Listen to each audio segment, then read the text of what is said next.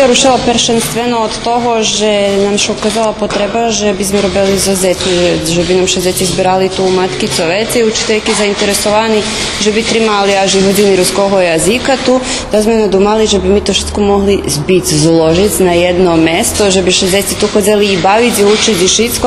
Že by ta ideja bila i realizovana, potrebne mať zholjem osnovni uslovija. To dostatočna pričina, že Ruski kulturni centar počelo renoviranje malih sali, jak i toaletoh. Tak sme i rušili i hľadať penježi na osnovi toho, že by sme mohli za deci osnovne, to co najmenej treba, že by sme porihtali, že by deci odješanje mogli prihodziť tu. I popri tim, že Ruski kulturni centar u tej akciji finansijno potrimani, šitski sredstva už potrošeni na materijal. U planu porobiti zakrice, struju, išće jednu salu i dvor. Kjedi času máme teda prihodzíme tu i tako da matku zredzíme da vypatra kraše. Všetky, kotri majú dzeku pomôcť i učestvovať u akciji, môžu še javiť do Ruského kultúrneho centru Jovana Subotiča číslo 8, lebo prek Facebook boku.